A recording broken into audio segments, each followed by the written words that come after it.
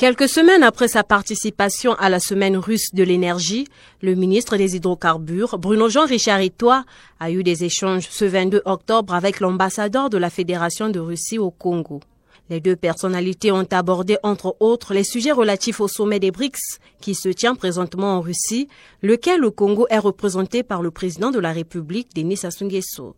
Les deux pays veulent donner une nouvelle impulsion à leur coopération dans le domaine des hydrocarbures. Cette entrevue concourt donc à cette ambition commune. Après la signature de l'accord sur la construction de l'EADIO qui a eu lieu récemment, tous nouveaux horizons s'ouvrent devant nous pour élargir notre interaction sur le marché des hydrocarbures. Et je ne cache pas notre vision. En Russie, nous voudrions voir la République du Congo comme un hub pour toute l'Afrique centrale en ce qui concerne l'approvisionnement en pétrole, en produits pétroliers, en gaz et en électricité. Et maintenant, nous avons discuté avec Monsieur le ministre toutes ces perspectives, tous les projets concrets qui peuvent être accomplis pour assurer que notre coopération se développe aux intérêts de bien-être de nos peuples. Lors de la semaine russe de l'énergie, laquelle le Congo avait activement pris part, les deux pays avaient signé un mémorandum d'entente visant à explorer les opportunités dans l'industrie pétrolière et gazière. Le Congo, qui entend diversifier ses partenaires dans le secteur, peut donc compter sur la Russie pour développer un certain nombre de projets.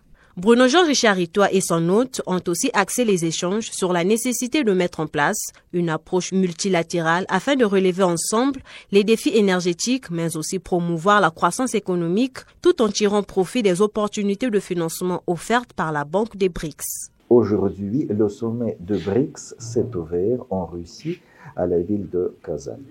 Et nous sommes très intéressés à améliorer et développer notre coopération avec la République du Congo.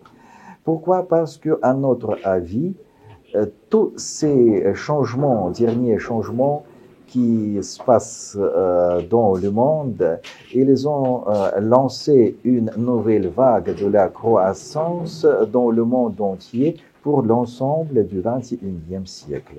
Et bien sûr que ces changements, ils comprendront tout d'abord les pays membres des BRICS, parce que ces pays représentent la moitié de la population mondiale, plus de 36% de la PIB mondiale, et les centres de croissance prometteurs